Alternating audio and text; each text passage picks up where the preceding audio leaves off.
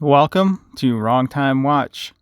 My name is Kevin, and today we're looking at the Oceanica Manta Ray and the Seiko SPB149, also referred to as the 62MAS. So right off the bat, I'm sure you know the price difference is quite a bit between these two. The Manta Ray is about $350. It's sold out on the website right now, but it may be back in stock soon. I don't know. And this version of the 62MAS, the SPB149, is $1,350, but this is a limited edition, and it also comes with the metal bracelet in addition to the silicone strap. I usually just wear it on the strap, so that's what we have it on today. I'll compare these side by side. So the movements and the Oceanica is the Miyota 9015, and the Seiko has the 6R35 movement. I'm not sure if you can tell by the sweep of the second hand here or not, but Seiko is 6 beats per second, and Oceanica is 8 beats per second. Although with the Miyota 9015, you get about 42 hours of power reserve. And then with the 6R35, you're looking at 70 hours of power reserve, which is quite impressive. They're both rated to 200 meter of water resistance. I guess I would trust the Seiko more on that measurement. They both have sapphire crystals. This one is flat. This one has a dome to it. See the distortion there? Let's tilt this one down. Both have ceramic bezels. This one is a shiny bezel, and this one is brushed. So I definitely like the brushed bezel better. I like the indices on this. Also, this has a triangle along with a loom pip, so it's very easy to see where that is at, versus just the loom pip on here without the triangle. Let me zoom in on both of these individually so you can get a sense of the dial here. This is painted. Does not have any sunburst, so it's just the same color all the way through. Does have applied indices. Has kind of a Omega looking handset there with the broad arrow for the hour, and a little arrow on the tip of the second hand. Boxed in date window. So there is the Manta Ray. Now let's take a look at the Seiko. Now there is a lower price version of this. You can get the SPB147 for about $1,000. That's the MSRP.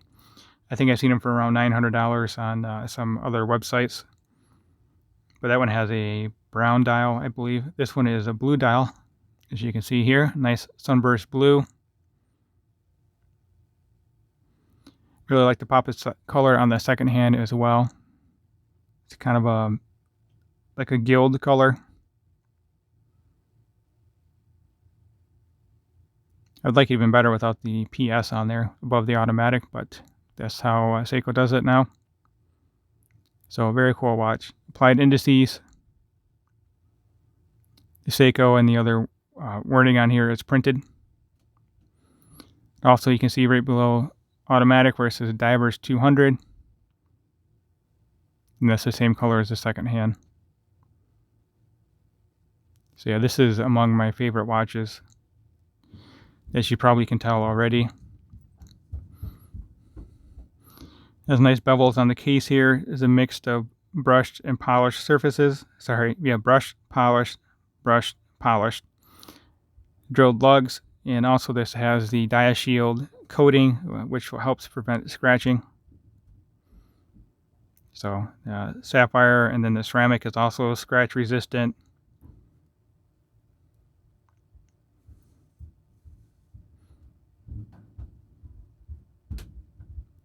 So let's take a look at the Manta Ray.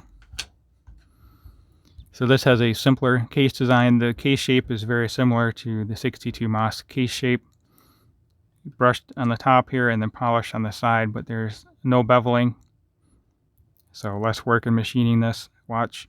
Machining and polishing would be easier. Does have a sign crown. This crown's a little bit smaller. This is a 6mm crown versus 6.5 on the Seiko here. Here, I'll put them side by side. I think this Seiko crown is a great size for this watch case. Easier to get a hold of as well. Just stick out a little bit farther.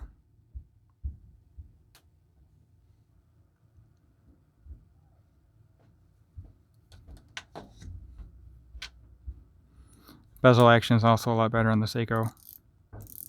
It's not bad on this one. It feels kind of tinny. I don't know if you can hear what this sounds like or not.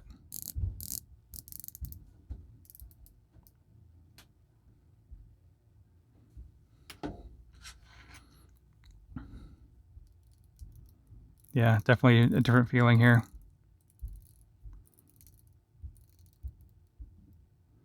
Also, I believe the loom pip is protected by a sapphire crystal right above the loom pip there, or on top of the loom pip, I guess I should say.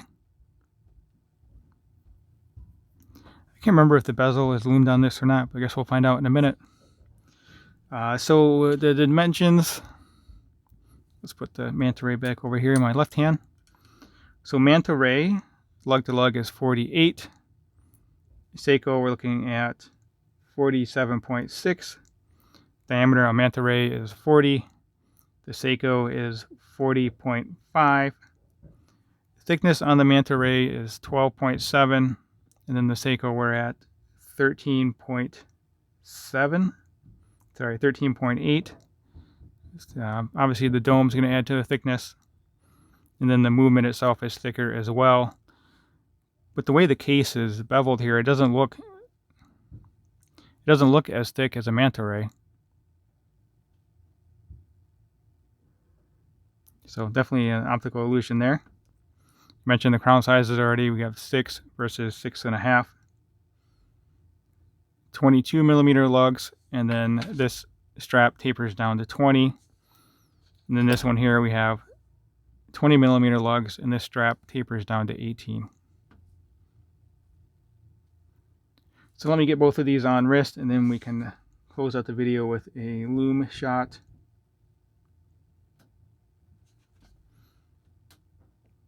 Looking at my notes, I think I covered everything I wanted to cover here.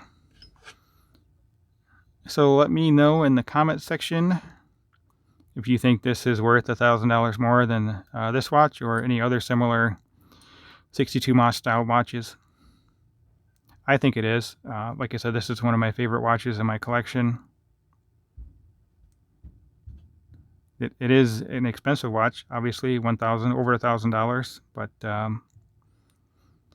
I think this is still a good value. So let's get this one on wrist with this funky deployment clasp system. So there we go on my 6.5-inch wrist with the 52mm wristband, and this one was 48 lug to lug, I think. 48.2.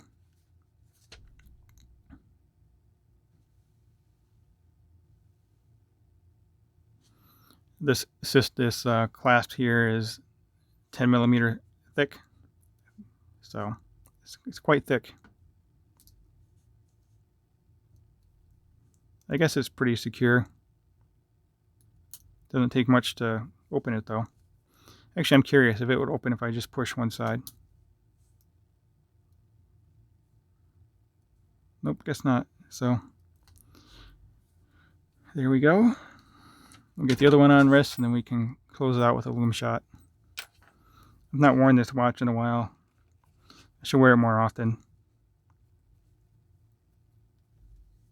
The strap is a little long for me though, but that's fine. I guess if I were ever to dive, I could put it on over a wetsuit, or if I ever wore a wetsuit, which I never have, probably never will.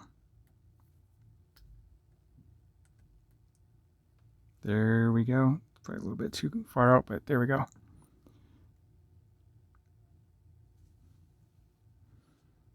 Yeah, I really like this watch.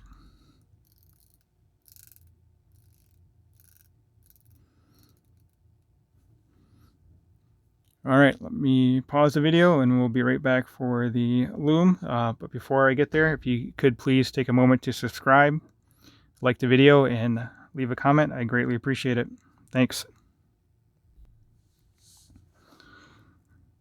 Well, Seiko definitely knows how to apply loom to their watches. The bezel is not loomed on the Seiko. It is on the Manta ray, but the Manta ray loom is not nearly as good as the Seiko loom. By eye, it's the Seiko. The Seiko's a little brighter than what's on camera, and then the Manta ray is not quite as bright as what's on camera. So the loom is not nearly as equal as what it appears to be on the camera here.